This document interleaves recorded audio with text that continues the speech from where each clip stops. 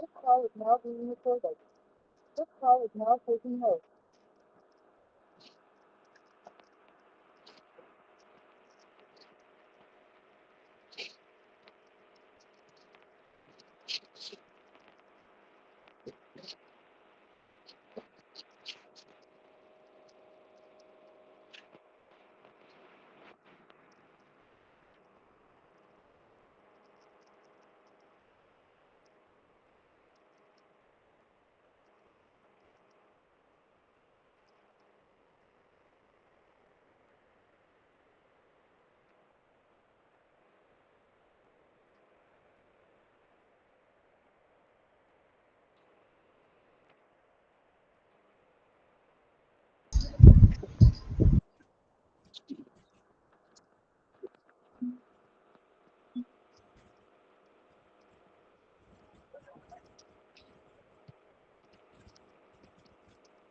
Good morning, all. Good morning.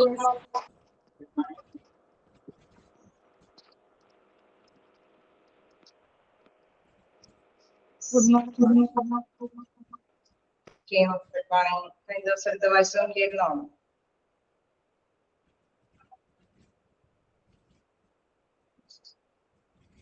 നമ്മളെ personality ഡയമെൻഷൻസിനെ കുറിച്ചിട്ടാണ് കഴിഞ്ഞ ദിവസം എടുത്തത്. അതോടൊപ്പം തന്നെ ആറ്റിറ്റ്യൂഡ് അല്ലേ? കേളേ വായിച്ചു നോക്കിയിരുന്നോ? എന്തെങ്കിലും ഉണ്ടോ കുട്ടികള്?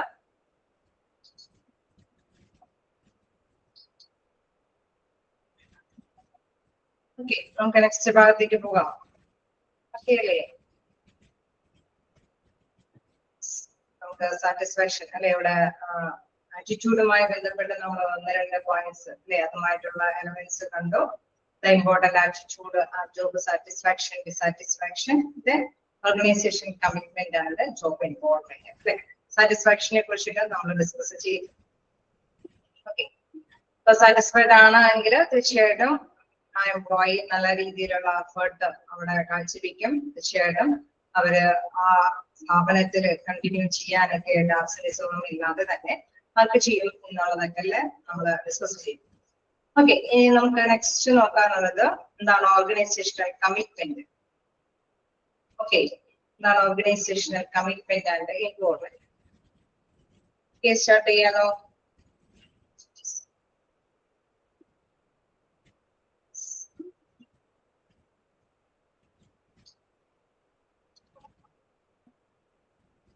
Okay, organisation commitment and involvement അടുത്തൊരു കാര്യമാണ്. അതായത് സാറ്റിസ്ഫൈഡ് ആയിട്ടുള്ള എംപ്ലോയി എങ്ങനെയാണ്, അതായത് അവരുടെ മനോഭാവം എന്താണ്, അതുപോലെ തന്നെ കമ്മിറ്റ്മെന്റും ഇൻവോൾവ്മെന്റും ഉള്ള എംപ്ലോയീസ് അവരെങ്ങനെയാണ് അത് ലീഡ് ചെയ്യുന്നതെന്നുള്ള കാര്യം. Two other key worker-related attitudes are organization commitment and engagement. Organization commitment refers to an individual's sense of identification with and loyalty to an organization.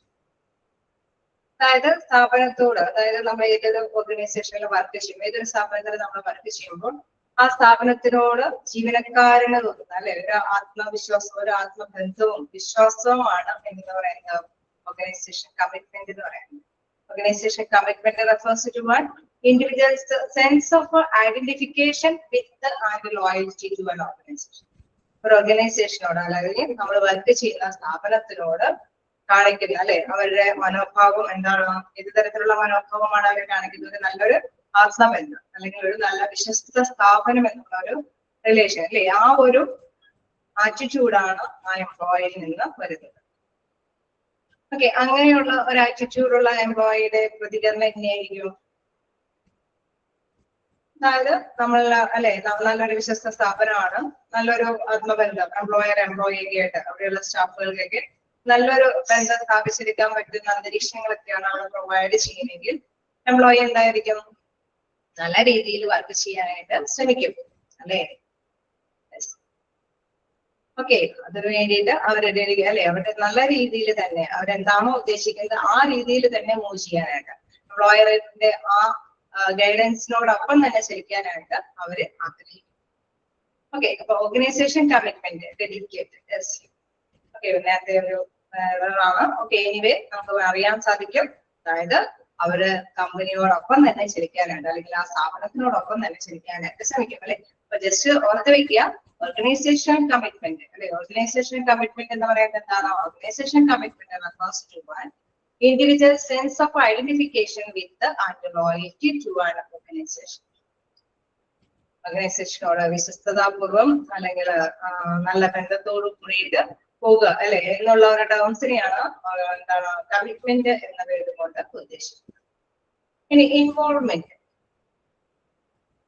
Okay, എന്താണ് ഇൻവോൾവ്മെന്റ് എന്ന് പറയുന്നത്?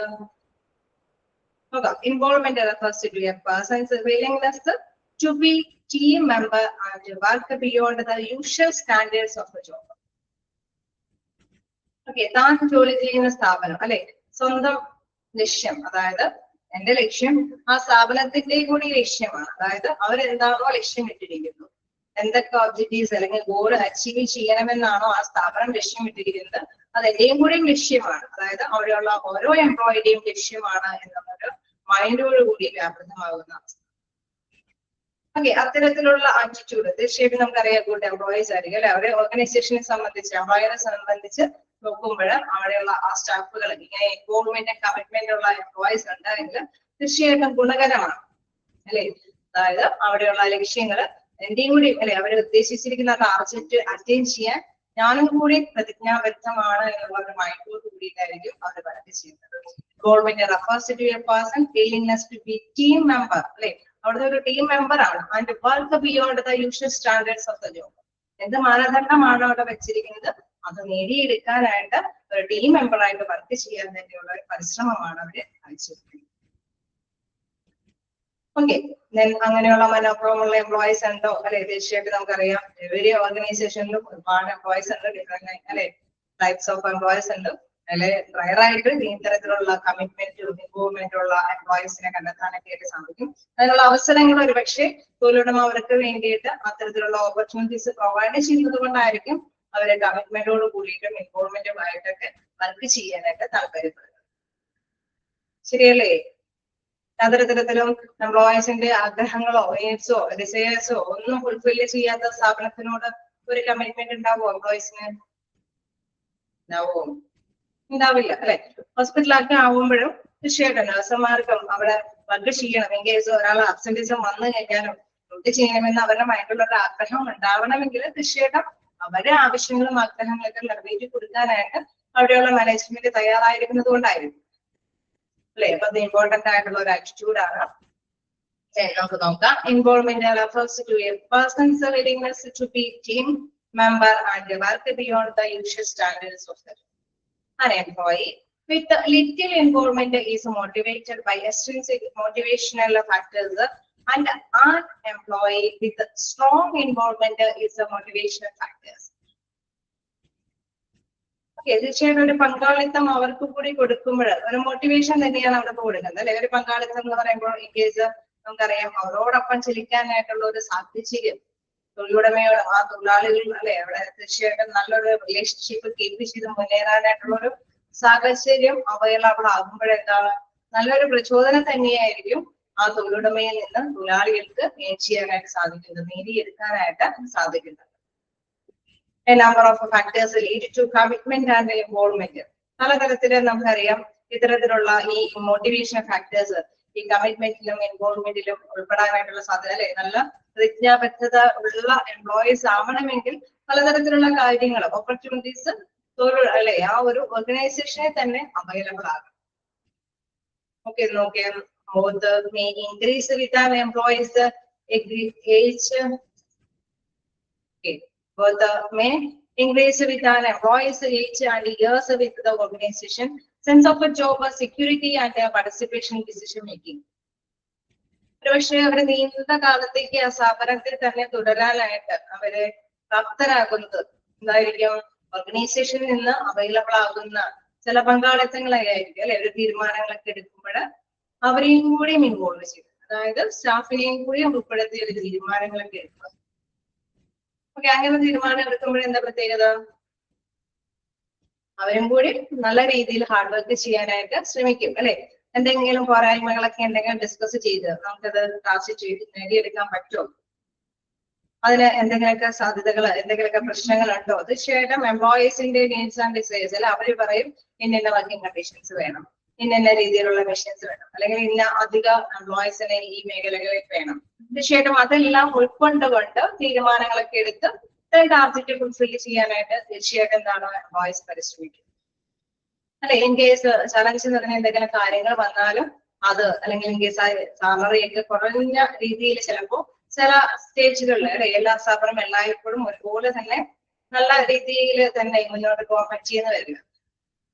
അപ്പൊ കുറച്ച് ലോസ് വരുന്ന സമയത്തും ചിലപ്പോൾ സാലറി കുറയുന്ന സമയത്തും അവിടെ കണ്ടിന്യൂ ചെയ്ത് എംപ്ലോയിക്ക് പോകാനായിട്ടുള്ള ഒരു താല്പര്യം ഉണ്ടാണെങ്കിൽ തീർച്ചയായിട്ടും നല്ലൊരു സാഹചര്യം ആ തൊഴിലുടമ അവർക്ക് വേണ്ടി അവൈലബിൾ ആക്കുന്നത് കൊണ്ടായിരിക്കും. അല്ലെ, നല്ലൊരു തീരുമാനങ്ങളൊക്കെ എടുക്കുമ്പോഴും, അല്ലെ, എല്ലാ തരത്തിലും എംപ്ലോയീസിനെ പ്രിഫർ ചെയ്തുകൊണ്ട് തന്നെയാണ് മുന്നോട്ട് പോകുന്നതെങ്കിലാണ് തീർച്ചയായിട്ടും ആ എംപ്ലോയി അവിടെ കണ്ടിന്യൂ ചെയ്യാനായിട്ട് ആഗ്രഹിക്കുന്നത്. Then if the organization treats its employees fairly and provides a reasonable rewards and job security, employees are more likely to be satisfied and committed.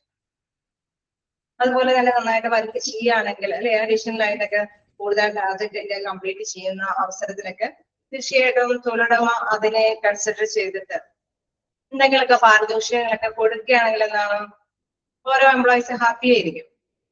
ഇല്ലേ, ഹാപ്പി ആവില്ലേ? ഇല്ലേ, ഉണ്ട് അല്ലെ. അപ്പൊ തീർച്ചയായിട്ടും എന്താണ് ബുദ്ധിമുട്ടേറിയ കാര്യങ്ങളിൽ ഒരു പക്ഷെ ട്രെയിനിങ് കൊടുത്ത് അവരെ സപ്പോർട്ട് ചെയ്യുക മാത്രമല്ല, നന്നായിട്ട് വർക്ക് ചെയ്യുന്നതനുസരിച്ചിട്ട് അവരെ അപ്രീസിയേറ്റ് ചെയ്യാനായിട്ടും തൊഴിലുടമ ശ്രമിക്കുന്നുണ്ട്. സോ അങ്ങനെ വരുമ്പോൾ തീർച്ചയായിട്ടും എന്താണ്, ഒരു നല്ല കമ്മിറ്റ്മെന്റോട് കൂടിയിട്ട്, അല്ലെ, അവരെ എംപ്ലോയീസ് നല്ല രീതിയിൽ തന്നെ ഒരു കമ്മിറ്റ്മെന്റ്, അല്ലെ, നമ്മുടെയും കൂടി കടപ്പാടാണ് ഇന്ന കാര്യങ്ങളൊക്കെ ചെയ്യണം എന്നുള്ള ഒരു മനോഭാവത്തിലൂടെ തന്നെ മുന്നേറാനായിട്ടുള്ള സാധ്യതയുണ്ട്. Then engaging employees in decision making can also help a boost commitment. നമ്മൾ നേരത്തെ പറഞ്ഞ സെന്റൻസ് ആണ്, അതായത് എൻഗേജിങ്, അല്ലെ, അവിടെ തീർച്ചയായിട്ടും എടുത്ത് പറയുന്ന ഒരു പോയിന്റ് ആണ്. Engaging employee in decision making can also help a boost commitment. നല്ല പ്രതിജ്ഞാബദ്ധരായിട്ട് മുന്നേറണമെങ്കിൽ തീരുമാനങ്ങൾ എടുക്കുമ്പോഴൊക്കെ എംപ്ലോയീസിന്റെ പങ്കാളിത്തം ഉറപ്പാക്കണം. In particular, creating job that are engaging and challenging can improve the job involvement. In case നമുക്ക് അറിയാം, പ്രതികൂല സാഹചര്യങ്ങളിലും, അല്ലെ, എന്തെങ്കിലും വെല്ലുവിളി നിറഞ്ഞ കാര്യങ്ങളാണ് എങ്കിലും അവിടെ അവരെയും കൂടി ഉൾപ്പെടുത്തിയ ഒരു ഡിസിഷൻ ഒക്കെ എടുക്കുമ്പോൾ തീർച്ചയായിട്ടും അവര് ആ പർട്ടിക്കുലർ ആയിട്ടുള്ള ജോലിയിൽ, അല്ലെ, തീർച്ചയായിട്ടും അവരുടെ ഇൻവോൾവ്മെന്റ്, അവരുടെ പങ്കാളിത്തം അവര് ഉറപ്പാക്കി തന്നെ നല്ല രീതിയിൽ ഹാർഡ് വർക്ക് ചെയ്യാനായിട്ട് ശ്രമിക്കുന്നുണ്ട്. ഓക്കെ, അപ്പൊ ജോബ് ഇൻവോൾവ്മെന്റ് ആൻഡ് കമ്മിറ്റ്മെന്റ് എന്ന് പറയുമ്പോൾ രണ്ട് തരത്തിലുള്ള ആറ്റിറ്റ്യൂഡാണ്. ആരുടെ ആറ്റിറ്റ്യൂഡാണ്?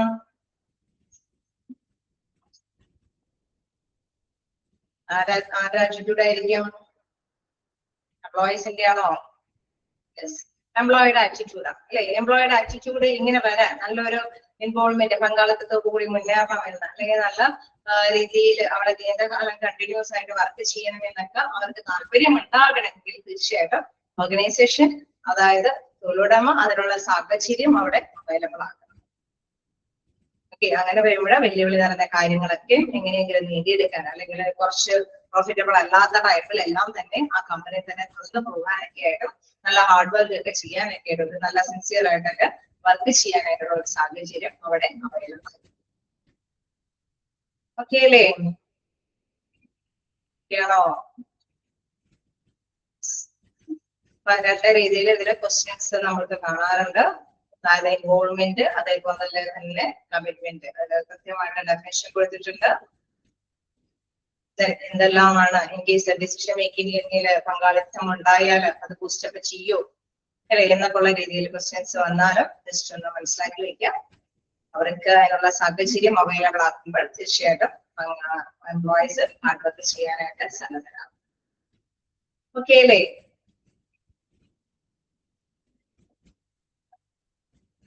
യെസ്, അപ്പൊ ആറ്റിറ്റ്യൂഡിന്റെ 4 കാര്യങ്ങൾ നമ്മളിപ്പോ ജസ്റ്റ് ഡിസ്കസ് ചെയ്ത് കഴിഞ്ഞു. അതായത് നമ്മൾ കണ്ടു സാറ്റിസ്ഫൈഡ് ആയിട്ടുള്ള എംപ്ലോയീസ്, ദെൻ ഡിസാറ്റിസ്ഫൈഡ് ആയിട്ടുള്ള എംപ്ലോയീസ്, അതിൽ നിന്നുണ്ടാവുന്ന വേരിയേഷൻസ് നമ്മൾ ഡിസ്കസ് ചെയ്തു. ദെൻ ബാക്കി 2 പോയിന്റ്സ് ആണ് ഇന്ന് നമ്മൾ എടുത്തത്, commitment and involvement. Okay, 4 points completed ആയില്ലേ? ഇമ്പോർട്ടന്റ് ആറ്റിറ്റ്യൂഡ്സ് ആണ് job satisfaction, dissatisfaction, organisation commitment and job involvement. Okay, ഇതെല്ലാം വർക്ക് റിലേറ്റഡ് ആയിട്ടുള്ള ആറ്റിറ്റ്യൂഡ്സ് ആണ്. ഇനി നമുക്ക് നെക്സ്റ്റ് ഒരു ലേണിംഗിലേക്ക് പോവുകയാണ്. ലേണിങ്ങിനെ കുറിച്ചിട്ട്, പഠനത്തിനെ കുറിച്ചിട്ട്. നോക്കാലോ, നെക്സ്റ്റ് ഭാഗം വായിച്ചു നോക്കേണ്ടതില്ലല്ലോ. ഓക്കെ അല്ലേ? എന്താണ് ലേണിംഗ്? നമ്മളെല്ലാവരും അറിയാവുന്നതാണ് അല്ലെ? ചെറുപ്പം മുതലേ നമ്മൾ കുറെ കാര്യങ്ങളൊക്കെ പഠിച്ചു പോകുന്നതാണ് അല്ലെ? ലേണിംഗ് എന്ന് പറയുന്നത് അപ്പൊ ആക്ച്വലി എന്താണ്? Learning is a significant psychological factors influencing human behavior. Okay, നമുക്കറിയാം ഹ്യൂമൻ ബിഹേവിയറുമായിട്ട് അല്ലെ, നമ്മുടെ പെരുമാറ്റം തീർച്ചയായിട്ടും നമുക്കറിയാം. നല്ല രീതിയിലുള്ള ഒരു പെരുമാറുന്ന സാഹചര്യം എംപ്ലോയീസ് ഒരു ഓർഗനൈസേഷനിൽ എങ്ങനെയാ സ്വായത്തമാക്കുന്നത്? അത് അനുഭവത്തിലൂടെ അല്ലെങ്കിൽ നല്ല രീതിയിലുള്ള പ്രാക്ടീസിലൂടെ അല്ലെ, പരിശീലനത്തിലൂടെയാണ്. അപ്പൊ അതുകൊണ്ട് തന്നെ പറയാണ് learning is A significant psychological factor influencing human behaviour അല്ലെ. ഹ്യൂമൻ ബിഹേവിയറിലെ ഹ്യൂമന്റെ പെരുമാറ്റത്തെ ഏറ്റവും കൂടുതൽ സ്വാധീനിക്കുന്ന ഒരു ഘടകമാണ് പഠനം എന്നുള്ളത്. അതായത് പഠന മികവ് ഉണ്ടെങ്കിൽ, തീർച്ചയായിട്ടും അറിവ് ഉണ്ടെങ്കിൽ, അത് പരിശീലനത്തിലൂടെയും അനുഭവത്തിലൂടെയും പഠിച്ച കാര്യങ്ങളാവുമ്പോഴാണ് അത് പ്രകടമാക്കാനായിട്ട് സാധിക്കും. ലേണിംഗ് ക്യാൻ ബി ഡിഫൈൻഡ് ആയിട്ട് ഡെഫിനിഷൻ പറയുന്നുണ്ട്. Relatively permanent changes in behavior that occurs as a result of experience or a reinforced practice.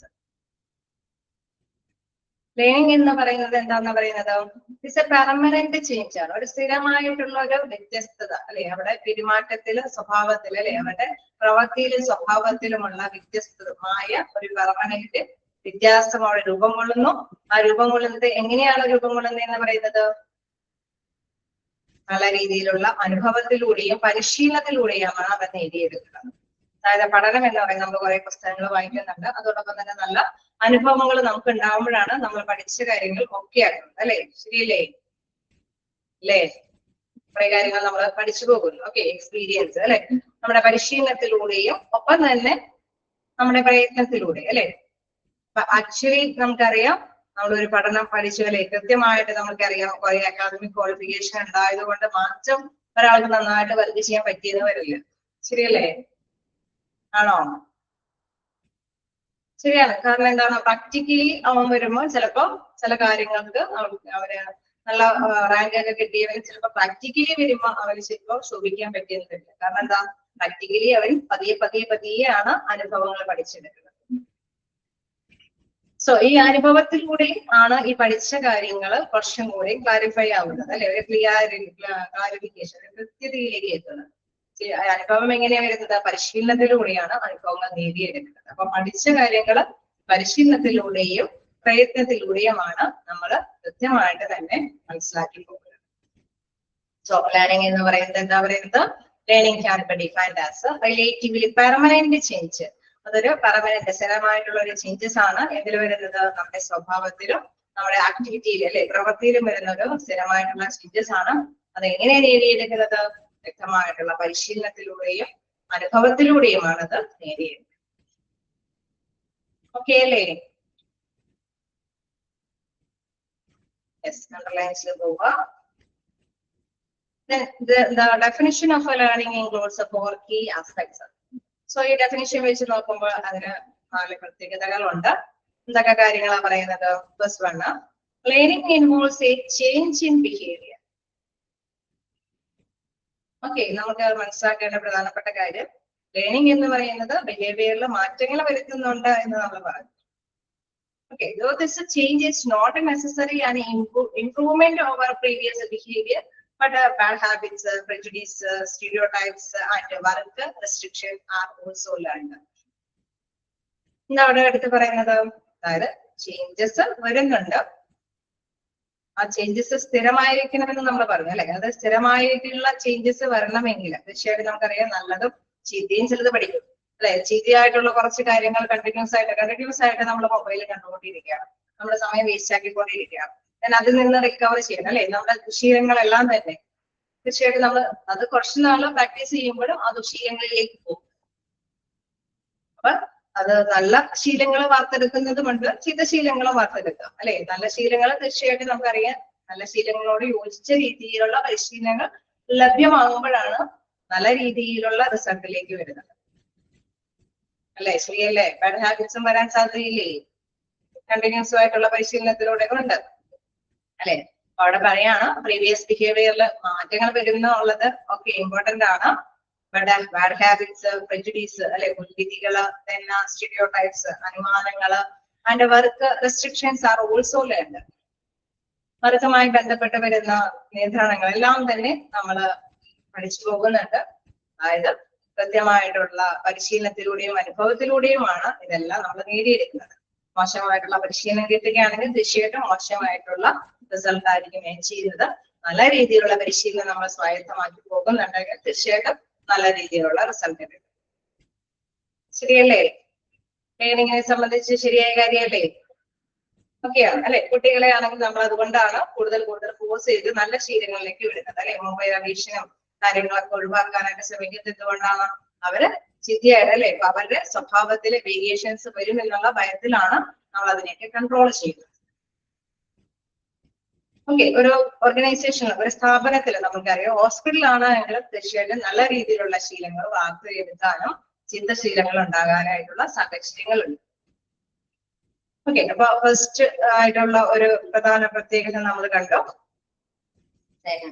Next നോക്കുകയാണെങ്കിൽ the behavioral changes must be relatively permanent. Any temporary change in behavior is not a part of it. Okay, നമ്മൾ ജോലി സ്ഥലത്ത് എപ്പോഴും മോശം പ്രകടനം കാഴ്ചവെക്കാനായിട്ടുള്ള training കൊടുക്കില്ല അല്ലെ, ശരിയല്ലേ?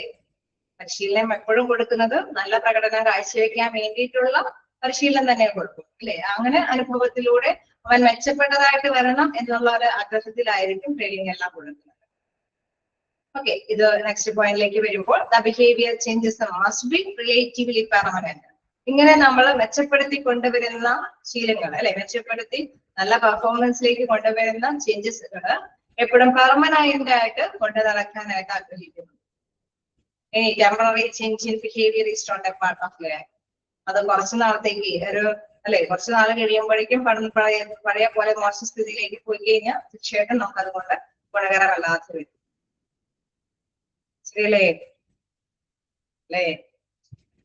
യെസ്. നമുക്ക് നെക്സ്റ്റ് നോക്കാം. The behavioral changes must be based on some form of a practice or experience.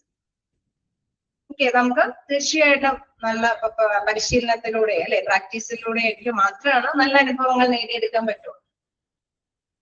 തീർച്ചയായിട്ടും നമ്മൾ പറഞ്ഞായിരുന്നു, ഒരു അക്കാദമിക് ക്വാളിഫിക്കേഷനോട് കൂടി വരുന്ന വ്യക്തികൾക്ക് ചിലപ്പോൾ ഒരുപക്ഷെ നല്ല പ്രകടനം കാഴ്ചവെക്കാൻ പറ്റിയെന്ന് വരില്ല. നല്ല രീതിയിലുള്ള ട്രെയിനിങ് ഒക്കെ കൊടുക്കുമ്പോൾ അവർക്ക് ബെറ്റർ എക്സ്പീരിയൻസ് കിട്ടുന്നു. നല്ല ഒരു അനുഭവത്തിലൂടെ അവർക്ക് നല്ല മെച്ചപ്പെട്ട പെർഫോമൻസ് കാഴ്ചവെക്കാൻ സാധിക്കുന്നു. സോ ഇത് പെർമനന്റ് ആയിട്ട് കണ്ടിന്യൂസ് ആയിട്ട് നിലനിർത്തി കൊണ്ടുപോകാനായിട്ട് ശ്രമിക്കേണ്ടതും ആവശ്യമാണ്. Then for the point പറയുന്നു, the practice or experience must be reinforced in order for learning to occur. Then കുറച്ചും കൂടി മെച്ചപ്പെട്ടതാക്കാൻ അല്ലെ, റീഇൻഫോഴ്സ്ഡ് എന്ന് പറയുമ്പോൾ ഒന്നും കൂടി ബലപ്പെടുത്താനായിട്ട് നല്ല ഒരു റിസൾട്ട് നേടിയെടുക്കുന്ന എംപ്ലോയിയുടെ ആ റിസൾട്ട് ബലപ്പെടുത്തി കൊണ്ടുവരാൻ അല്ലെങ്കിൽ ഒന്നുകൂടി മെച്ചപ്പെട്ടതാക്കാൻ വേണ്ടിയിട്ട് എന്ത് കൊടുക്കേണ്ടി വരുന്നു? ഒരു ഉത്തേജനം അല്ലെ, എന്തെങ്കിലും രീതിയിലുള്ള മോട്ടിവേഷനും അവിടുന്ന് പ്രൊവൈഡ് ചെയ്യേണ്ടി വരുന്നു. ഓക്കെ, ലേണിംഗ് എന്ന് പറയുന്നത് നമ്മൾ പറഞ്ഞ ഒരു പെർമനന്റ് ചേഞ്ചസ് അത് അനുഭവത്തിലൂടെയും എക്സ്പീരിയൻസിലൂടെയാണ് നേടിയെടുക്കണേന്ന് പറഞ്ഞു. തീർച്ചയായിട്ടും നമുക്കറിയാം, ലേണിംഗിൽ നല്ലതും മോശമായിട്ടുള്ള പെർഫോമൻസുകൾ കാഴ്ചവെക്കുന്ന എംപ്ലോയീസിനെ കണ്ടെത്താൻ സാധിക്കും. പിന്നെ അതിൽ നല്ലത് ആവണമെങ്കിൽ തീർച്ചയായിട്ടും നല്ല രീതിയിലുള്ള എക്സ്പീരിയൻസ് അവർക്ക് അവൈലബിൾ ആക്കണം. പിന്നെ അത് പെർമനന്റ് ആയിട്ട് തന്നെ ആ റിസൾട്ട് ഏൺ ചെയ്യാനായിട്ട് പരിശ്രമിക്കണം. അതോടൊപ്പം തന്നെ പറയുന്നു എന്താണ്, ഇത് എപ്പോഴും അല്ലെ, ഈ ചേഞ്ചസ് എപ്പോഴും എക്സ്പീരിയൻസ്, നല്ല എക്സ്പീരിയൻസിൽ നിന്നും നല്ല അനുഭവത്തിൽ നിന്നും മാത്രമാണ് നമുക്ക് നേടിയെടുക്കാൻ പറ്റുള്ളൂ എന്ന് ഓർത്തിരിക്കേണ്ടതാണ്. അതിനെ ഒന്നും കൂടി അല്ലെ റീഇൻഫോഴ്സ്, ഉത്തേജിപ്പിക്കാനായിട്ട് എന്തെങ്കിലും കാര്യം ചെയ്തു കൊടുക്കാമോ അത് ചെയ്തു കൊടുക്കാനായിട്ട് പ്രാപ്തരാകണം. ഓക്കെ, ഒരു സ്ഥാപനത്തിൽ നമുക്കറിയാം എംപ്ലോയീസ് ഒരുപാട് ഉണ്ടാകും. ആ എംപ്ലോയീസിനെ നല്ല പ്രകടനമുള്ള, അവര് കൃത്യമായിട്ട് പഠിച്ചിട്ട് അവർക്ക് നല്ല രീതിയിൽ പുസ്റ്റപ്പ് ചെയ്ത് കൊടുത്തിട്ടാണ് അവരെ കുറച്ചും കൂടി മെച്ചപ്പെട്ടതായിട്ട് വളർത്തിയെടുക്കാനായിട്ട് സാധിക്കും. ഓക്കെ, ക്ലിയർ ആണോ?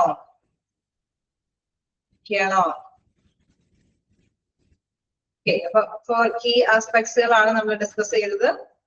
പ്രധാനമായിട്ടും ഒരുപാട് ഇങ്ങനെ ബിഹേവിയറലായിട്ടുള്ള കുറെ കൺസെപ്റ്റും കാര്യങ്ങളൊക്കെ ഉള്ളത് കൊണ്ട് എന്താണെന്നുള്ളത് മസ്റ്റ് ആയിട്ട് നമ്മൾ പഠിച്ചു പോകാനായിട്ട് ശ്രമിക്കുക. അതായത് എന്താണ് ആറ്റിറ്റ്യൂഡ്, എന്താണ് ലേണിങ്സ്, അല്ലെ, എന്താണെന്നുള്ള കാര്യങ്ങളൊക്കെ മസ്റ്റ് ആയിട്ട് പഠിച്ചിട്ട് പോകാൻ തന്നെ ശ്രമിക്കുക. ഓൾമോസ്റ്റ് ഒരുപാട് ക്വസ്റ്റ്യൻസ് ഒന്നും പ്രതീക്ഷിക്കാൻ പറ്റില്ല, പക്ഷെ കുറച്ച് കാര്യങ്ങളെങ്കിലും അല്ലെ അതിന്റെ എന്താണെന്നുള്ളത് പ്രത്യേകമായിട്ട് റീഎൻഫോഴ്സ്മെന്റ് എന്താണ് ലേണിംഗ് എന്താണ്, അല്ലെ, നമ്മളിപ്പോ പഠിച്ചു പിടിക്കുന്ന ഓരോ ടോപ്പിക്കിന്റെയും ഉദ്ദേശം എന്താണെന്നുള്ളത് ജസ്റ്റ് മനസ്സിലാക്കി പിടിക്കാൻ, പ്രത്യേകിച്ച് ഡെഫിനിഷൻസ് ഒക്കെ ഫസ്റ്റ് ആയിട്ട് നോക്കാനായിട്ട് ശ്രമിക്കും. ഓക്കെ, ചെറിയ ചെറിയ പോയിന്റ്സ് ആയിട്ട് നിങ്ങളുടെ മൈൻഡിലേക്ക് കൊണ്ടുവന്നാൽ മതി. റിലേറ്റീവ്ലി പെർമനന്റ് ആയിരിക്കണം എന്ന് പറയുന്നു. ടു രീതിയിൽ അല്ലെ ഗുഡമായിട്ടുള്ള കാര്യങ്ങൾ നമുക്ക് ചേഞ്ചസ് വരുത്താൻ സാധിക്കുമെന്ന് മനസ്സിലാക്കാം. ഇതിന്റെ ബേസ് എന്ന് പറയുന്നത് എന്താണ്, നല്ല പ്രാക്ടീസിൽ നിന്നാണ് ഇത് ലഭ്യമാകുന്നത്. ഫോർത്ത് വൺ എന്ന് പറയുന്നത് റീൻഫോഴ്സ്ഡ്, അതായത് അത് ഉത്തേജിപ്പിക്കുക, കുറച്ചും കൂടി ബെറ്റർ ആക്കി കൊണ്ടുവരാനായിട്ട് അതിനെ പ്രചോദിപ്പിക്കുക, അല്ലെ, അതിന് ആവശ്യമായിട്ടുള്ള കരുതൽ വേണമെന്നുള്ളത്. ഓക്കെ, ഇനി അതുമായി ബന്ധപ്പെട്ട് ഈ ലേണിംഗുമായി ബന്ധപ്പെട്ടപ്പോ കമ്പോണൻസ് നോക്കാം. നമ്മൾ പറഞ്ഞു ഇങ്ങനെ ഇന്ന കാര്യങ്ങളൊക്കെ വേണ്ടി വരുമെന്ന് പറഞ്ഞു, അല്ലെ. അപ്പൊ അത് ഏതൊക്കെ തരത്തിലുള്ള ഫോഴ്സ് കൊണ്ടാണ് നമുക്ക് ബെറ്റർ ആക്കി എടുക്കാൻ പറ്റുക എന്നതിനെ കുറിച്ചിട്ടൊക്കെ തീർച്ചയായിട്ടും മനസ്സിലാക്കണം, അല്ലെ. എല്ലാ എംപ്ലോയീസിന്റെ ബിഹേവിയറലായിട്ടുള്ള നേച്ചറും അവരുടെ കഴിവുകളും സ്കില്ലൊക്കെ വ്യത്യസ്തമായിരിക്കും. സോ എന്ത് കൊടുത്താലാണ് കുറച്ചും കൂടി ബെറ്റർ ആയിട്ട് അവർക്ക് റിസൾട്ട് ഏൺ ചെയ്യാൻ സാധിക്കുക എന്നുള്ളത് കൃത്യമായി പഠിച്ചിട്ടായിരിക്കണം അവർക്ക് പ്രാക്ടീസിൽ ഉൾപ്പെടുത്തി അല്ലെങ്കിൽ അവരുടെ മോട്ടിവേഷൻ കാര്യങ്ങളിലൊക്കെ ഉൾപ്പെടുത്തി അവരിൽ നിന്ന് ഏൺ ചെയ്യാൻ സാധിക്കും. സോ നോക്കുക, components of A learning process. Okay അല്ലേ, അടുത്ത ഭാഗത്തേക്ക് പോകാലോ. ഓക്കെ, പഠന പ്രക്രിയയിലെ പ്രധാന ഘടകങ്ങളാണ്. The elements of a learning process are drive, stimuli, response, reinforcement and retention. Okay, അപ്പൊ നമുക്ക് വീണ്ടും അടുത്ത ഇതിലേക്ക് അല്ലെ പഠന പ്രക്രിയയുടെ പ്രധാന ഘട്ടങ്ങളിലേക്ക് നോക്കാം. അതില് ഫസ്റ്റ് വരുന്നത് അല്ലെ, ഫസ്റ്റ് വരുന്നത് ഡ്രൈവ് ആണ്. എന്താണ് ഡ്രൈവ് എന്ന് പറയുന്നത്? പ്രേരണ. Okay, learning frequently occurs in the presence of a drive. എന്തെങ്കിലും പ്രേരക ഘടകങ്ങൾ വരുമ്പോഴാണ് നമ്മൾ പഠനത്തിലേക്ക് പോകുന്നത്, അല്ലെ. ഇനി strong stimulus that impulse action. എന്തെങ്കിലും പ്രത്യേക കാര്യം കൊണ്ടാണ് ഏതൊരു തൊഴിലാളിയും വർക്ക് ചെയ്യുമ്പോൾ പല പല മനസ്സിൽ കുറെ ആഗ്രഹങ്ങളുണ്ടാവും, അല്ലെ. നേഴ്സ് ആൻഡ് ഡിസയേഴ്സ് ഉണ്ട്, അവർക്ക് കുറെ ആവശ്യങ്ങളും ആഗ്രഹങ്ങളൊക്കെ നിറവേറ്റുന്നതിന് വേണ്ടിയിട്ടായിരിക്കും ഏതൊരു എംപ്ലോയിയും ജോലി സ്ഥാപനങ്ങളിലേക്ക് പോകുന്നത്, അല്ലെ. അവർക്ക് സാലറി ഏൺ ചെയ്യണമെന്നുണ്ടാവാം, നല്ല ഡിഗ്നിറ്റി ഉണ്ടാകണമെന്നുണ്ടാവും, അങ്ങനെ പല പല കാര്യങ്ങൾ അവരുടെ മൈൻഡിൽ ഉണ്ടാവും, അല്ലേ. ഉണ്ടാവില്ലേ? അല്ലേ? ഉണ്ട്, അല്ലെ. അപ്പൊ തീർച്ചയായിട്ടും നമുക്ക് നോക്കാം. Learning frequently occurs in the presence of a driver in a strong stimulus that impulse action. Drives are basically two types: primary or psychological drives and primary or physiological drives and secondary or psychological drives. അതായത് ശാരീരികമായിട്ടുള്ള ആവശ്യങ്ങളുടെ ഒരു പ്രേരക ഘടകം ഉണ്ടാവും, അതോടൊപ്പം തന്നെ മാനസികമായിട്ടുള്ള ആവശ്യങ്ങളുടെ ഒരു പ്രേരക ഘടകവും അവർക്ക് ഉണ്ടാവും. ഏതൊരു എംപ്ലോയിയും ഒരു ജോലി സ്ഥാപനത്തിലേക്ക് പോകുമ്പോൾ ശാരീരികമായിട്ടുള്ള ആവശ്യങ്ങൾ നിറവേറ്റാൻ, അതായത് ബേസിക്കലി അവരുടെ കുറെ കാര്യങ്ങളൊക്കെ ഫുൾഫിൽ ചെയ്യാൻ ഫിനാൻസ് ആവശ്യമാണ്. ഇദ്ദേഹം പോലെ തന്നെ മാനസികമായിട്ടും ചില ആവശ്യങ്ങളൊക്കെ അല്ലെ അതൊക്കെ നിറവേറ്റുന്നതിന് വേണ്ടിയിട്ടുള്ള പ്രേരക ഘടകങ്ങളും ഉണ്ടാവും. These two categories of drives often interact. Individuals operate under many drives at the same. Okay, നമ്മൾ നേരത്തെ പറഞ്ഞ മാതിരി ശാരീരികമായിട്ടുള്ള ആവശ്യങ്ങൾ എന്ന് പറയുമ്പോൾ എന്തായിരിക്കും? നമുക്ക് പണം ഉണ്ടെങ്കിലാണ് ഫുഡും നമുക്ക് ഇഷ്ടപ്പെട്ട ക്ലോത്ത്സും നല്ല രീതിയിലുള്ള വീടും അല്ലെ എല്ലാം തന്നെ നമുക്ക് ആഗ്രഹിക്കുന്ന വിധത്തില് നമുക്ക് നേടിയെടുക്കാൻ സാധിക്കുകയുള്ളൂ, അല്ലെ. ശരിയല്ലേ? ആണോ? ഉണ്ട്, അല്ലെ. അങ്ങനെയൊക്കെ നേടിയെടുക്കണമെന്ന് ആഗ്രഹമുണ്ട്. അത് മാത്രമല്ല, നമ്മൾ നല്ല കഷ്ടപ്പെട്ട് പഠിച്ച് ഒരു ജോലിയൊക്കെ നേടിയെടുക്കുമ്പോൾ ഒരു സ്റ്റാറ്റസ് ഉള്ള ഒരു ജോലി കിട്ടണമെന്നൊക്കെ ആഗ്രഹിക്കുന്നത് എന്തുകൊണ്ടാണ്? അതായത് സമൂഹത്തിന് നല്ല രീതിയിൽ അറിയപ്പെടണമെന്നും, അല്ലെ. അങ്ങനെ ഒരു പ്രത്യേകമായിട്ടുള്ള മറ്റു ജീവനക്കാരുടെ ഇടയിലൊക്കെ നല്ല ഒരു എംപ്ലോയിനൊക്കെ അറിയപ്പെടുന്നുണ്ടെങ്കിൽ തീർച്ചയായിട്ടും നമുക്കറിയാം ഹാർഡ് വർക്ക് ചെയ്ത് നല്ല റിസൾട്ടും ചെയ്യണം. ഓക്കെ, ഇപ്പൊ സൈക്കോളജിക്കലായിട്ടും അതേപോലെ തന്നെ ഫിസിയോളജിക്കൽ ആയിട്ടുള്ള പ്രേരക ഘടകങ്ങളോട് കൂടിയിട്ടായിരിക്കും ഓരോ എംപ്ലോയീസും വർക്ക് ചെയ്യുന്നത്. ഓക്കെ, നമുക്കറിയാം നമുക്ക് കിട്ടുന്ന സാലറിയിൽ നിന്ന് നമുക്ക് കുറെ ഫുൾഫിൽ ചെയ്യേണ്ട കുറെ ആഗ്രഹങ്ങളുണ്ട്, അതോടൊപ്പം തന്നെ മാനസികമായിട്ടും കുറെ കാര്യങ്ങൾ നേടിയെടുക്കണമെന്ന് ഏതൊരു എംപ്ലോയിയും ആഗ്രഹിക്കുന്നുണ്ട്. These two categories of drives often interact. രണ്ടും ഒന്നിച്ചു ചേർന്നായിരിക്കും ഏതൊരു എംപ്ലോയീസും അവിടെ ജോലി സ്ഥാപനങ്ങളിൽ വർക്ക് ചെയ്ത് മുന്നേറുന്നത്. Individuals operate under many drives at same. To predict behavior, it is necessary to establish which drive are stimulating the most. Okay, ഏത് പ്രേരക ഘടകത്തിനാണ് പ്രാധാന്യം കൊടുക്കേണ്ടത് എന്ന് മനസ്സിലാക്കേണ്ട ഒരു കാര്യമുണ്ട് അല്ലെ. എംപ്ലോയറിനെ സംബന്ധിച്ച് നന്നായിട്ട് വർക്ക് ചെയ്യുന്ന ഒരു എംപ്ലോയി ആണ് എങ്കിൽ തീർച്ചയായിട്ടും അവനെ ഒന്നും കൂടി മെച്ചപ്പെടുത്തണമെങ്കിൽ ഏതിനാണ് കൂടുതൽ പ്രിഫറൻസ് കൊടുക്കുന്നത്? അവനെ ശാരീരികമായിട്ടുള്ള ഉദ്ദേശിച്ച ഘടകത്തിനാണോ അതേപോലെ തന്നെ മാനസികമായിട്ടുള്ള എന്തെങ്കിലും ഉദ്ദേശിച്ച ഘടകത്തിനാണോ പ്രാധാന്യം കൊടുക്കേണ്ടത് എന്നുള്ളത് കൃത്യമായിട്ട് തന്നെ മനസ്സിലാക്കേണ്ടത്. അങ്ങനെ വരുമ്പോൾ ക്യൂസ്റ്റിമുലി, ഓക്കെ, നമുക്കറിയാം ഉത്തേജിപ്പിക്കൽ എന്നുള്ള ഒരു മീനിങ് ആണ് ഇതിൽ വരുന്നത്. ക്യൂസ്റ്റിമുലി ആർ എനി ഒബ്ജക്റ്റ്. ഓക്കെ അല്ലേ? നമുക്ക് ക്ലിയർ ആവുന്നില്ലേ? ഓക്കെ അല്ലേ? മനസ്സിലാക്കി പോകുന്നുണ്ടല്ലോ അല്ലെ? അതിന്റെ കമ്പോണൻസ് ആണ് നമ്മൾ പഠിച്ചുകൊണ്ടിരിക്കുന്നത്. ഓക്കെ, അതിൽ നെക്സ്റ്റ് പറയുന്നത് എന്താണ്? ക്യൂസ്റ്റിമുലി. ക്യൂസ്റ്റിമുലി പറയുന്നത് cue stimuli are any objects existing the environment as perceived by the individual. ഒരു പുറത്തു നിന്ന് ഒരു അല്ലെ ഉന്തല്, അതായത് ഒരു മോട്ടിവേഷൻ കിട്ടുമ്പോൾ, ഒരു പ്രേരക ഘടകം അല്ലെ ഉത്തേജിപ്പിക്കൽ കിട്ടുമ്പോൾ തീർച്ചയായിട്ടും അതിനനുസരിച്ച് റിഫ്ലക്ട് ചെയ്യാനായിട്ട് എംപ്ലോയീസ് തയ്യാറാണ്. ഫോർ എക്സാമ്പിൾ നമ്മളൊക്കെ അറിയാം, ഇൻ കേസ് നമ്മളിപ്പോ ടൂ വീലറൊക്കെ ഓടിക്കുന്ന വ്യക്തികളാണെങ്കിൽ ഒരു ബാക്കിൽ നിന്നൊക്കെ ഹോൺ അടിക്കുമ്പോൾ നമ്മൾ എന്ത് ചെയ്യും? സൈഡ് കൊടുക്കും അല്ലേ? ശരിയല്ലേ? അത് പുറത്തുനിന്നുള്ള സൗണ്ട് കേൾക്കുമ്പോഴല്ലേ നമ്മൾ കുറച്ചും കൂടി കോൺസെൻട്രേറ്റ് ചെയ്യുന്നത് അല്ലേ? ആണ് അല്ലെ? എന്ന് പറഞ്ഞ മാത്രമേ ജോലി സ്ഥലത്തും അവിടെ പുറത്തു നിന്ന് ഇപ്പൊ ഒരു സൂപ്പർവൈസർ വരാണെന്നുണ്ടെങ്കിൽ നമ്മൾ എന്ത് ചെയ്യും? അതിനനുസരിച്ചിട്ടുള്ള രീതിയിൽ തന്നെ കെയർഫുൾ ആയിട്ട് ഹാൻഡിൽ ചെയ്യും അല്ലേ? ശരിയല്ലേ? ആണോ? ഉണ്ട് അല്ലെ? തീർച്ചയായിട്ടും നമുക്കറിയാം അവിടെ പുറത്തു നിന്ന് ആ എൻവയൺമെന്റിൽ നിന്ന് അല്ലെ, ആ ഒരു പാരിസ്ഥിതിക ലോകത്ത് നിന്ന് ഒരു പെട്ടെന്ന് ഒരു പ്രേരക ഘടകമായിട്ട് വരുമ്പോഴാണ് നമ്മൾ ഇത്രയും കോൺസെൻട്രേഷൻ കീപ്പ് ചെയ്യുന്നത്. ഓക്കെ, അപ്പൊ അടുത്ത ഒരു കാര്യം എന്ന് പറയുന്നത് കമ്പോണന്റ് എന്ന് പറയുന്നത് ക്യൂസ്റ്റിമുലി ആണ്. The idea is to discover the condition under which stimulus which increase the probability of eliciting a specific response. Okay, എപ്പോഴാണ് ഈ ഒരു നല്ല രീതിയിലുള്ള റെസ്പോൺസ് ഒരു എംപ്ലോയി കാഴ്ചവെക്കുന്നത്? പുറത്തുനിന്നുള്ള ഏത് പ്രേരക ഘടകത്തിലാണ് എംപ്ലോയീസ് നന്നായിട്ട് തന്നെ പ്രകടമാക്കുന്നത്? There may be two types of stimuli so far as their result in terms of a response. ഇവിടെയും രണ്ട് തരത്തിലുള്ള സ്റ്റിമുലിയെ കുറിച്ചിട്ട് പറയുന്നുണ്ട്. അതായത് പുറത്ത് നിന്ന് രണ്ട് തരത്തിലും നമുക്ക് ഈ ഉദ്ദേശിക്കാം അല്ലെ അവിടെ പ്രേരക ഘടകമായിട്ട് കൊടുക്കാവുന്നതാണ്. അതില് പറയുന്ന പ്രധാനപ്പെട്ട കാര്യം there may be two types of stimuli so far as their result in terms of a response are concerned. Generalization and discrimination. അതായത് രണ്ട് തരത്തിലുള്ള ഉത്തേജനത്തില് എടുത്ത് പറയുന്നത് ജനറലൈസേഷൻ ആൻഡ് ഡിസ്ക്രിമിനേഷൻ ആണ്.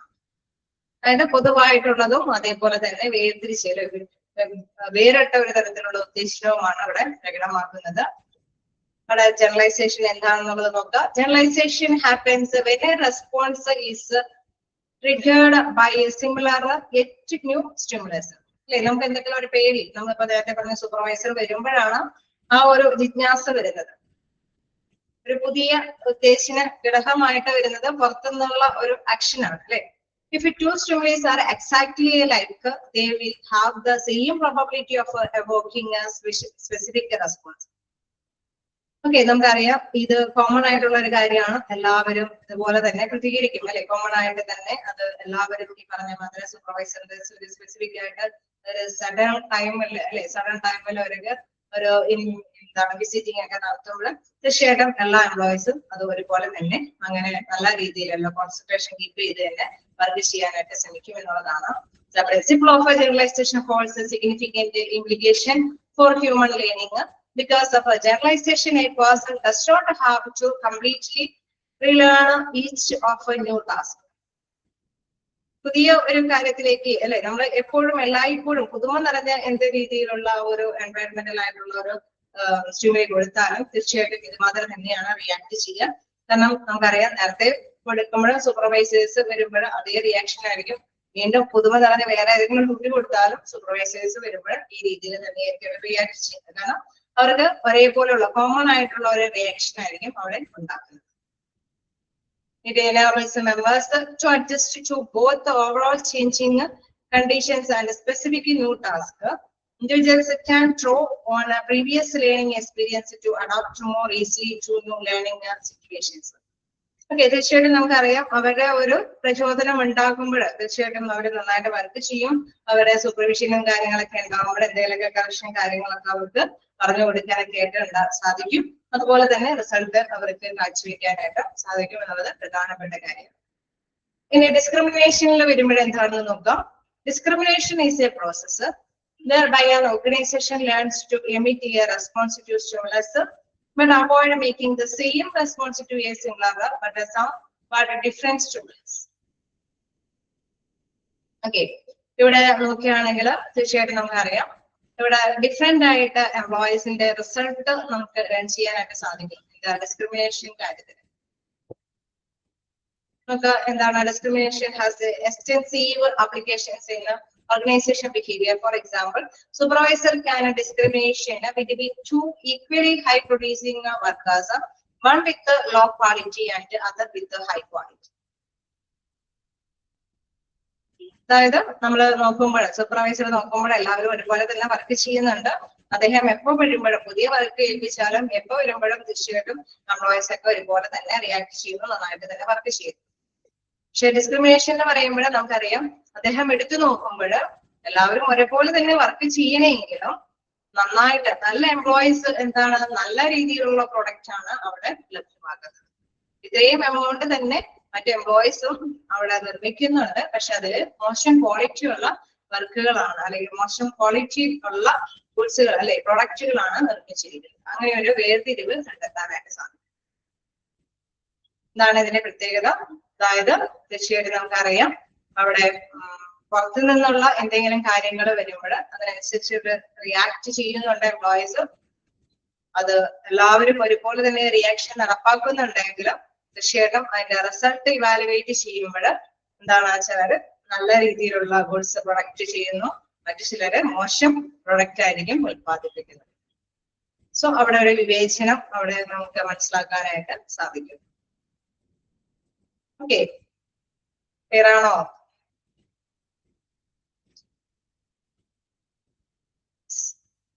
ഇനി അടുത്തൊരു കമ്പോണന്റ്, നമുക്ക് ഇതിന്റെ ഓരോ കമ്പോണന്റ്സും കഴിയുമ്പോൾ മനസ്സിലാവും എന്താണ് ഇതിന്റെ ആ ഒരു പ്രാരംഭ ഘടകം എന്താണ്.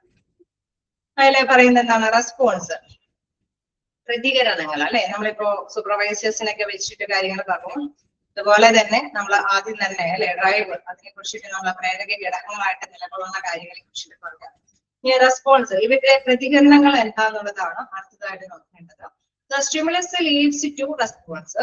നമുക്കറിയാം എന്തെങ്കിലും ഉത്തേജനങ്ങൾ തീർച്ചയായിട്ടും അതിന്റെ പ്രതികരണങ്ങളിലേക്ക് വരും എന്നുള്ളത് ഒക്കെയാണ്. Response can be a physical form or in term of attitudes, familiarity, perception or other complex phenomena. അതായത് തീർച്ചയായിട്ടും നമുക്കറിയാം ഈ റെസ്പോൺസുകൾ അല്ലെ ഈ പ്രതികരണങ്ങൾ പല രീതിയിലായിരിക്കും അവിടെ നമുക്ക് ലഭ്യമാകുന്നത്. അല്ലെങ്കിൽ അവരുടെ മനോഭാവത്തിലെ വേരിയേഷൻസ് ആയിരിക്കാം, അല്ലെങ്കിൽ ഒരുപോലെ അല്ലെ എല്ലാവരോടും സിമിലർ ആയിട്ട് എല്ലാവർക്കും ഒരുപോലെയുള്ള ഒരു കാര്യമായിരിക്കാം. ധാരണകളിലെ വേരിയേഷൻസ് ഒക്കെ ഉണ്ടാകാനായിട്ടുള്ള സാധ്യതകളുണ്ട്. In the above example, the supervisor discriminates between the worker producing low quality products and the worker producing high quality products and positively responded only to the quality conscious workers. Okay, ഇവിടെ എടുത്ത് പറയുന്ന ഒരു പ്രധാനപ്പെട്ട കാര്യം, response നമ്മൾ എടുത്ത് നോക്കുമ്പോൾ രണ്ട് രീതിയിൽ നമുക്ക് അതിനെ ഇവാലുവേറ്റ് ചെയ്യാനായിട്ട് സാധിച്ചു. എന്താണ് ഏത് രീതിയിലൊക്കെയാണ്? Worker producing high quality products, നല്ല ക്വാളിറ്റി ഉള്ള പ്രൊഡക്ട്സ് ഉത്പാദിപ്പിക്കുന്നത് കണ്ടു. മറ്റൊരു കൂട്ടര് മോശം പ്രൊഡക്ട്സ് ആയിട്ടാണ് ഉത്പാദിപ്പിക്കുന്നത്. ഇരു കൂട്ടരും ഒരുപോലെ തന്നെ സൂപ്പർവൈസറിന്റെ ഫോഴ്സ് ഉള്ളതുകൊണ്ട് ഉദ്ദേശിച്ച ഘടകം ഉള്ളതുകൊണ്ട് ആക്റ്റീവായിട്ട് വർക്ക് ചെയ്തു. പക്ഷെ വർക്ക് ചെയ്തപ്പോൾ അവരിൽ നിന്ന് കിട്ടിയ റെസ്പോൺസ് എടുത്ത് നോക്കുമ്പോൾ ഒരു കൂട്ടര് പ്രൊഡക്റ്റിന്റെ എണ്ണൊക്കെ കറക്റ്റ് ആയിരുന്നു, നല്ല ഗുഡ് ആയിട്ടുള്ള റെസ്പോൺസ് കിട്ടിയപ്പോൾ ബാഡ് ആയിട്ടുള്ള റെസ്പോൺസ് ആണ് അടുത്ത കൂട്ടരുടെ ഗുഡ്സിൽ നിന്ന് നമുക്ക് ലഭ്യമായത്. ഓക്കെ, അത് നേരത്തെ പറഞ്ഞത് തന്നെ നമുക്ക് ക്ലിയർ തന്നെയാണ്. റെസ്പോൺസ് അവരുടെ പ്രതികരണങ്ങൾ ഈ രീതിയിലായിരുന്നു എന്നുള്ളത് അല്ലെ. അപ്പൊ അവിടെ റീഇൻഫോഴ്സ്മെന്റ് എന്ന് പറയുന്ന അടുത്ത കമ്പോണന്റിലേക്ക് പോവുകയാണ്. അതായത് reinforcement is a key element of learning. ഇതാണ് ശരിയായിട്ടുള്ള ലേണിംഗിന്റെ പ്രധാനപ്പെട്ട ഒരു ഘടകം എന്ന് പറയുന്നത്. അത് ഇമ്പോർട്ടന്റ് ആണ്. അതായത് reinforcement dash is a key element of learning. ലേണിംഗിന്റെ ഒരു പ്രധാന എലമെന്റ് എന്ന് പറയുന്നത് റീഇൻഫോഴ്സ്മെന്റ് ആണ്. അതായത് ഉത്തേജിപ്പിക്കുക അല്ലെ, അല്ലെങ്കിൽ എന്താണ് അവിടെ ബലപ്പെടുത്തി കൊടുക്കുക അല്ലെ, കുറച്ചും കൂടി നല്ല രീതിയിലുള്ള സ്ട്രോങ് ആയിട്ടുള്ള ഒരു ഉത്തേജനം കൊടുക്കുക. Without the reinforcement, no measurable modification of a behavior takes place. അതായത് നമ്മൾ ഈ പറഞ്ഞ ഉത്തേജനം കൊടുക്കാതെ ഇരുന്ന തീർച്ചയായിട്ടും ഗുഡ് ക്വാളിറ്റി ഉള്ളവരോടൊപ്പം എത്താനായിട്ട് ലോ ക്വാളിറ്റി ഉള്ള എംപ്ലോയീസിനെ കൊണ്ട് പറ്റിയെന്ന് വരില്ല. സോ നമ്മളിവര് സൂപ്പർവൈസർ ചെയ്യുകയാണെങ്കിൽ തീർച്ചയായിട്ടും ഒരുപോലെ തന്നെ അവര് വർക്കൊക്കെ ചെയ്യും, പക്ഷെ ക്വാളിറ്റി ഉള്ള ഗുഡ്സ് കിട്ടണമെന്നില്ല. പക്ഷെ ഇത്തരത്തിലോ ഉത്തേജനം കൂടി അല്ലെ നല്ല രീതിയിൽ ബലപ്പെടുത്തി കൊടുക്കുകയാണെങ്കിൽ അതിൽ നിന്ന് ലോ എംപ്ലോയീസിനെ നമുക്ക് നല്ല ഗുഡ് ആയിട്ടുള്ള എംപ്ലോയീസ് ആക്കി മാറ്റിയെടുക്കാനായിട്ട് സാധിക്കും. Reinforcement can be described as environmental occurrence that affect the probability of occurrence of a response with which they are associated. Okay, നമുക്കറിയാം നല്ല രീതിയിൽ ഈ പറഞ്ഞ മാതിരി ബലപ്പെടുത്തൽ കൊടുക്കണമെങ്കിൽ തീർച്ചയായിട്ടും നമുക്കറിയാം കുറച്ച് ക്വാളിറ്റി വർക്ക് ഒക്കെ കുറവാണെങ്കിൽ എന്താണ് അവർക്ക് കുറച്ച് ട്രെയിനിങ് ഒക്കെ കൊടുക്കുക. സൂപ്പർവൈസേഴ്സ് മനസ്സിലാക്കണം, ഈ ലോ ക്വാളിറ്റി ഉള്ള എംപ്ലോയീസിനെ കണ്ടെത്തണം, ദെൻ അവർക്ക് കുറച്ച് ട്രെയിനിങ് ഒക്കെ കൊടുത്ത് നല്ല ഗുഡ്സ് ഉത്പാദിപ്പിക്കുന്ന നല്ല പ്രോഡക്റ്റ് ഉത്പാദിപ്പിക്കുന്ന വ്യക്തികളിലേക്ക് എത്തിക്കണം. സോ അവരെ ബലപ്പെടുത്തണം അല്ലെ, സ്ട്രോങ് ആക്കണം, കുറച്ച് ട്രെയിനിങ് കൂടി അഡീഷണൽ ആയിട്ട് കൊടുക്കും. ഇനി നന്നായിട്ട് വർക്ക് ചെയ്യുന്നവരെയാണെങ്കിലോ അവരെ കുറച്ച് മെച്ചപ്പെടുത്തി കൊണ്ടുവരാൻ സാധിക്കില്ലേ? സാധിക്കുമോ? അവരെയും കുറച്ച് മെച്ചപ്പെടുത്തി കൊണ്ടുവരാൻ സാധിക്കുമോ? സാധിക്കും. എങ്ങനെയാ അവരെ മെച്ചപ്പെടുത്തി കൊണ്ടുവരാൻ സാധിക്കുന്നത്? സൂപ്പർവൈസേഴ്സ് കണ്ടപ്പോൾ ഒരുപോലെ വർക്ക് ചെയ്തിരിക്കും, അപ്പൊ മോശമുള്ളവർക്ക് ട്രെയിനിങ് കൊടുത്ത് നമ്മൾ ഗുഡ് ആയിട്ടുള്ള പ്രോഡക്റ്റ് ഉത്പാദിപ്പിക്കുന്നവരിലേക്ക് എത്തിക്കാൻ സാധിക്കുമെന്ന് പറഞ്ഞു. ഇനി നന്നായിട്ട് വർക്ക് ചെയ്യുന്നവരെ കുറച്ചും കൂടി ഇംപ്രൂവ് ആക്കാനായിട്ട് സാധിക്കുമെന്ന് പറഞ്ഞു. അതെങ്ങനെയാ ആക്കാനായിട്ട് സാധിക്കുക? റിവാർഡ് ഒക്കെ കൊടുക്കുക അല്ലെ, അവർക്ക് കുറെ അംഗീകാരങ്ങൾ കൊടുക്കുക. നന്നായിട്ട് നിങ്ങൾ നല്ല രീതിയിൽ ഫ്രഷ് ആയിട്ട് അല്ലെങ്കിൽ നല്ല ഗുഡ് പ്രോഡക്റ്റ് ഒക്കെ നിങ്ങൾക്ക് ഇത്രയും ടാർജറ്റ് ഒക്കെ അല്ലെ അറ്റീവ് ചെയ്യാൻ സാധിച്ചു എന്നതിന്റെ ഒക്കെ രീതിയിൽ അവർക്ക് നല്ല റിവാർഡ്സ് ഒക്കെ കൊടുക്കുക. അതൊന്നും നമുക്ക് ഇവിടെ വിവരിക്കുന്നില്ല, പക്ഷെ ഇതാണ് ഇതുകൊണ്ട് പ്രധാനമായിട്ടും ഉദ്ദേശിക്കുന്നത്. അതായത് നമ്മൾ കുറച്ചും കൂടി അല്ലെ ഫേവറബിൾ ആയിട്ട് നമ്മൾ ഇതിൽ ഒരു തീരുമാനത്തിലേക്ക് എത്തുന്നത് രണ്ട് രീതിയിലും അവർ റെസ്പോണ്ട് ചെയ്യുന്നുണ്ട്. പുറത്തു നിന്നുള്ള ഒരു ആക്ഷന്റെ ബലത്തിൽ അവർ നന്നായിട്ട് വർക്ക് ചെയ്യുന്നുണ്ട്. അപ്പൊ ലേണിങ്ങിലൂടെ പഠിച്ചെടുക്കുക, എംപ്ലോയീസ് നല്ല രീതിയിൽ എങ്ങനെ ആക്കിയെടുക്കാൻ പറ്റും അല്ലെ. നന്നായിട്ട് മോശമായിട്ടുള്ള എംപ്ലോയീസ് ഉണ്ടെങ്കിൽ അവിടെ കുറച്ചും കൂടി ട്രെയിനിങ് കൊടുത്ത് ബൂസ്റ്റപ്പ് ചെയ്ത് അവർക്ക് ഹൈ ക്വാളിറ്റി ഉള്ള ഗുഡ്സ് പ്രൊഡ്യൂസ് ചെയ്യുന്ന എംപ്ലോയീസ് ആക്കിയെടുക്കുക. നന്നായിട്ട് എംപ്ലോയീസ് വർക്ക് ചെയ്യുന്നവർ നല്ല പ്രൊഡക്റ്റ് ഉത്പാദിപ്പിക്കുന്നവരാണെങ്കിൽ കുറച്ചും കൂടി വർക്ക് അല്ലെ കൂട്ടിക്കൊണ്ടുവരാനായിട്ട് ചിലപ്പോൾ റിവാർഡും കാര്യങ്ങളൊക്കെ കൊടുത്ത് അവരെ ബൂസ്റ്റപ്പ് ചെയ്യും. ഓക്കെ, ക്ലിയർ അല്ലേ? ആദ്യം മുതൽ പറഞ്ഞതിൽ ഒരു ഘട്ടത്തിലേക്ക് എത്തിയില്ലേ? ഓക്കെ, അപ്പൊ ലേണിംഗിന്റെ പ്രത്യേകമായിട്ടുള്ള മെച്ചം എന്ന് പറയുന്നത് ഈ രീതിയിലാണ്. ആദ്യം പഠിച്ചു മനസ്സിലാക്കുക, അനുഭവത്തിലൂടെ അല്ലെ എക്സ്പീരിയൻസ്, അത് പ്രാക്ടീസിലൂടെയൊക്കെയാണ് അവരെ മെച്ചപ്പെടുത്തി കൊണ്ടുവരാൻ സാധിക്കുള്ളൂ. ഹോസ്പിറ്റലിലൊക്കെ ആണെങ്കിലും എംപ്ലോയീസ് ധാരാളം ഉണ്ട്. എല്ലാ എംപ്ലോയീസും നമുക്കറിയാം മോശമായിട്ട് ഒരിക്കലും തള്ളിക്കളയരുത്, എന്നാൽ ബെറ്റർ ആണെന്ന് പറഞ്ഞുകൊണ്ട് ഭയങ്കരമായിട്ട് കൺസിഡർ ചെയ്ത് കുട്ടി പിടിച്ചു പോവുകയും ചെയ്യരുത് അല്ലെ. തീർച്ചയായിട്ടും ഈ ലോ ക്വാളിറ്റി ഉള്ള എംപ്ലോയീസിനെ നമുക്ക് ഹൈ ആക്കി കൊണ്ടുവരാനായിട്ട് സാധിക്കും. അവരെ തിരിച്ചറിഞ്ഞ് ട്രെയിനിങ് ഒക്കെ കൊടുക്കേണ്ടതുണ്ട്. മാത്രമല്ല കുറച്ചും കൂടി നന്നായിട്ട് ചെയ്യുന്നവർ ഒന്നും കൂടി മെച്ചപ്പെടുത്തി കൊണ്ടുവരാനായിട്ടുള്ള സാഹചര്യങ്ങളൊക്കെ അവൈലബിൾ ആണ്. ലാസ്റ്റ് പോയിന്റ് ആയിട്ട് വരുന്നത് എന്താണ്? ലാസ്റ്റ് പോയിന്റ് റിറ്റൻഷൻ, നിലനിർത്തണം അല്ലെ. നമ്മളിങ്ങനെ കുറച്ച് ബൂസ്റ്റപ്പ് ഒക്കെ ചെയ്ത് കൊണ്ടുപോയാൽ കുറച്ചാൾ കഴിയുമ്പോൾ വീണ്ടും പോകരുത്. സൂപ്പർവൈസേഴ്സിന്റെ ഒരു സപ്പോർട്ട് കൊണ്ടൊക്കെ ഇത് നന്നായിട്ട് നടപ്പാക്കി കൊണ്ടുപോകാൻ സാധിക്കുകയുള്ളൂ. കേസ് അവരില്ലാത്തൊരു ദിവസമൊക്കെ വളരെ മോശമായിട്ടൊന്നും പോകരുത്. അതിന് വേണ്ടിയിട്ട് നിലനിർത്തി കൊണ്ടുവരാനായിട്ട് ശ്രമിക്കണം അല്ലെ. The consistency of learning behavior over time is defined as a retention and the converse is a forwarding.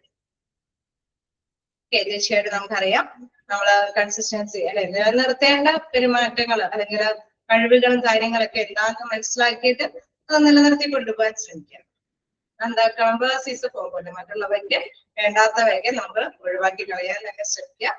Some of the learning is retained over a period of time while others may be forgotten.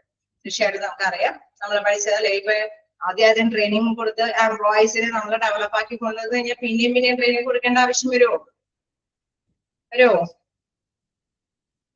ഇനിയും അവരെ ആ കാറ്റഗറിയിൽ ഉൾപ്പെടുത്തേണ്ടതായിട്ട് വരുമോ? ഇല്ല. അവർക്ക് ഒരു പ്രാവശ്യം training ഒക്കെ കൊടുത്ത് അവരെ ഇവാലുവേറ്റ് ചെയ്തപ്പോൾ അവർ ഓക്കെയാണ്, നല്ല ഗുഡ് എംപ്ലോയേഴ്സ് ആണ്. പിന്നെയും അവര് ആ കാറ്റഗറിയിൽ ഉൾപ്പെടുത്തേണ്ട കാര്യങ്ങളില്ല. അതൊക്കെ ഒഴിവാക്കിക്കളയും. അവര് ആവശ്യമായ രീതിയിൽ ഹാർഡ് വർക്ക് ചെയ്യാനായിട്ട് അവർക്ക് നല്ല ഉച്ചപ്പാടുള്ള കാര്യങ്ങൾ കൊടുത്തു കഴിഞ്ഞു, അവർ ഓക്കെയാണ്. അങ്ങനെ നിലനിർത്തി കൊണ്ടുവരാനായിട്ടും അത് മുന്നോട്ട് കൊണ്ടുപോകാനായിട്ട് ശ്രമിക്കേണ്ടതാണ്. ഓക്കെ അല്ലേ?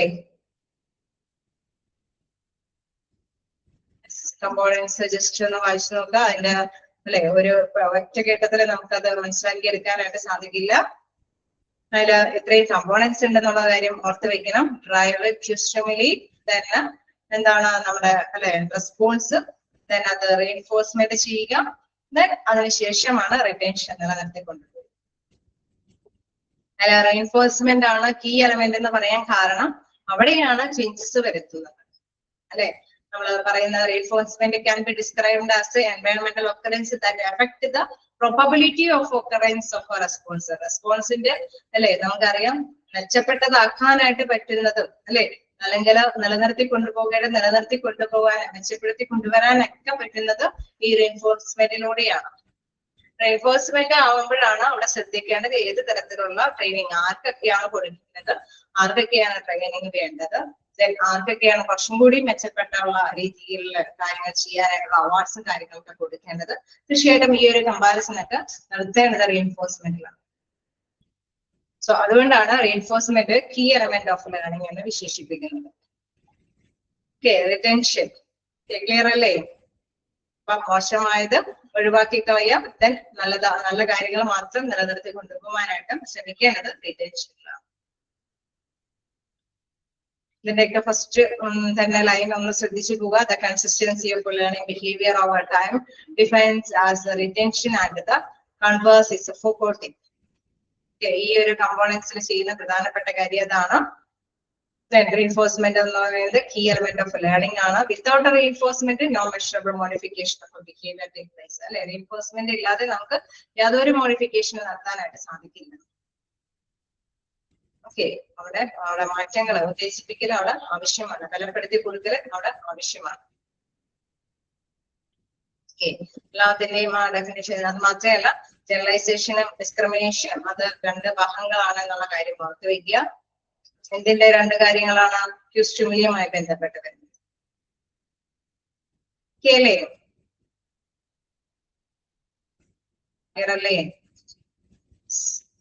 അടുത്തൊരു ഭാഗത്തേക്ക് പോകാലോ?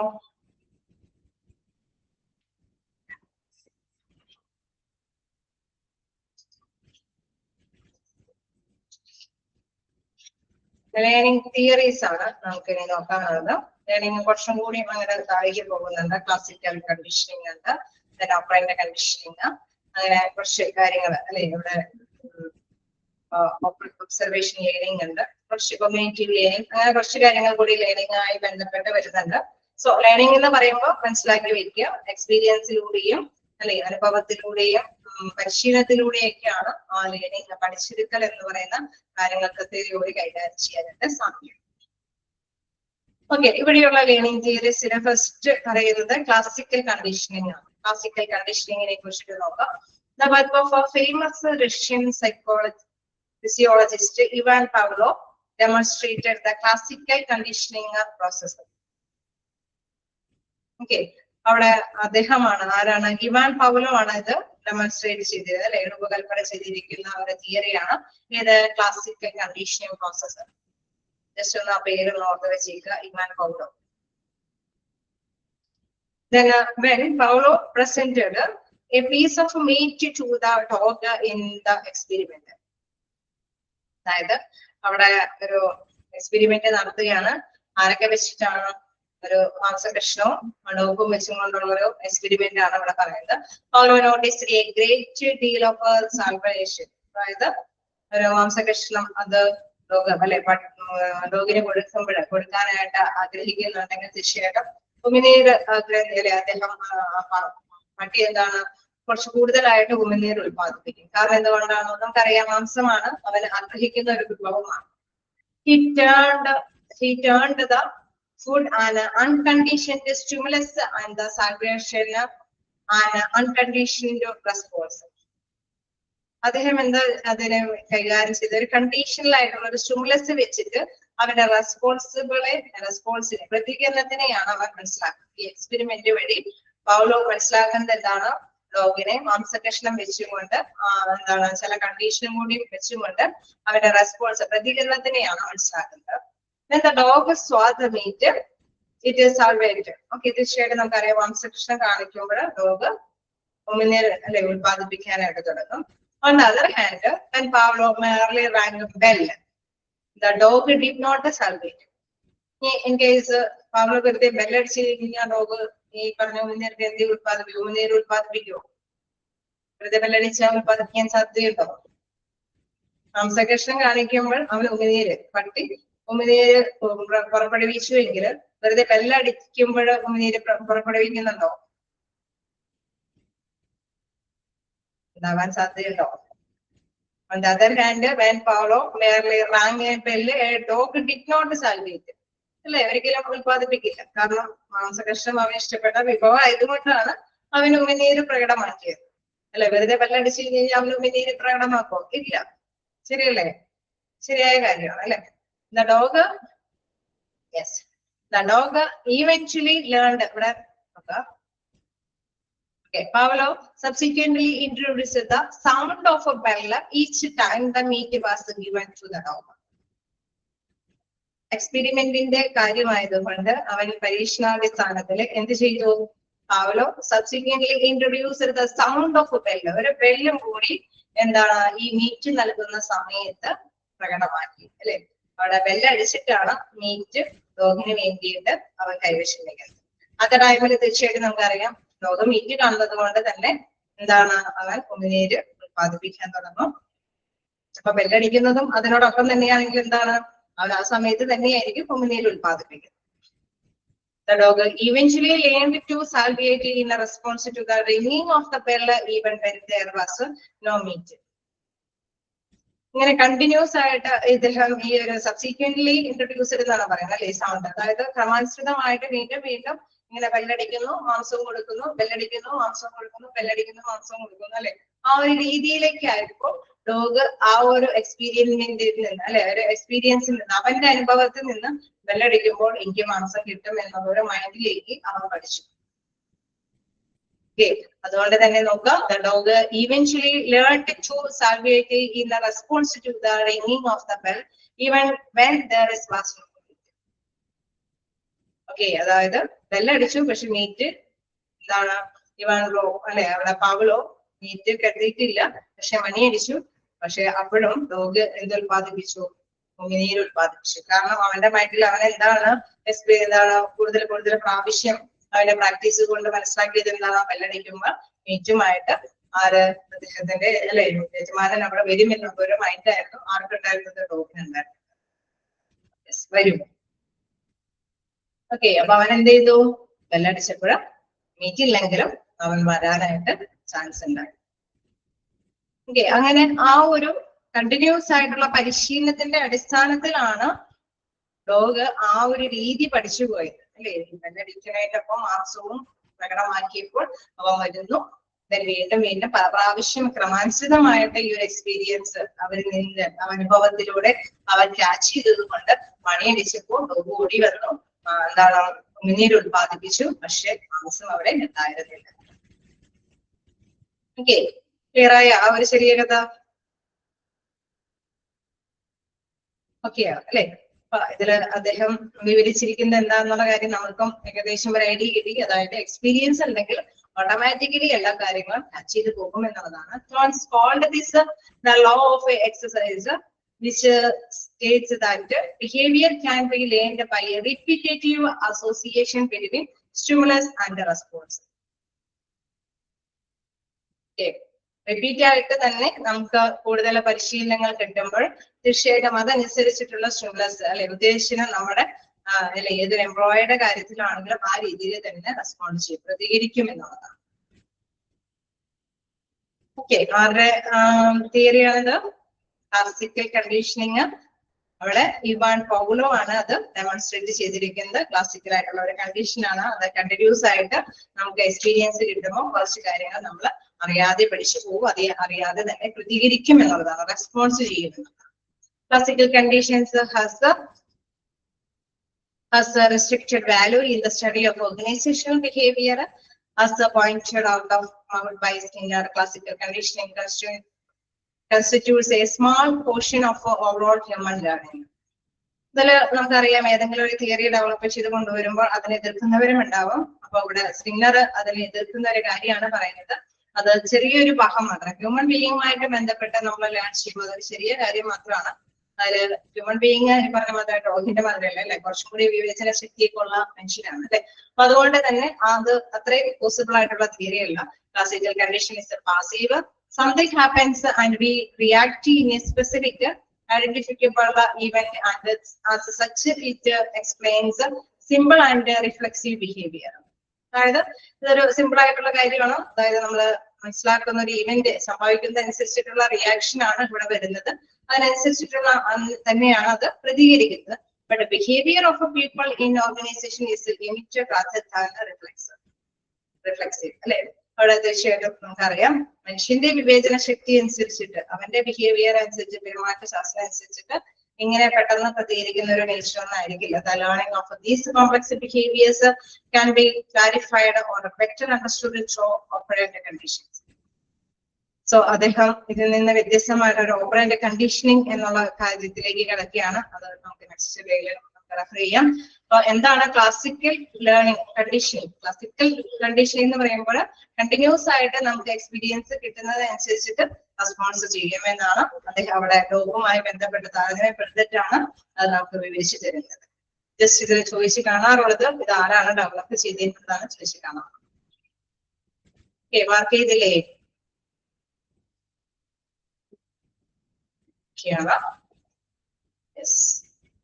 നമുക്ക് അടുത്ത ക്ലാസ്സിൽ അടുത്ത തീയതിയൊക്കെ ആയിട്ട് നമുക്ക് കാണാം. ഓക്കെ അല്ലേ? ഏതെങ്കിലും ഭാഗം ക്ലിയർ അല്ലാത്തതുണ്ടോ? Okay, thank U.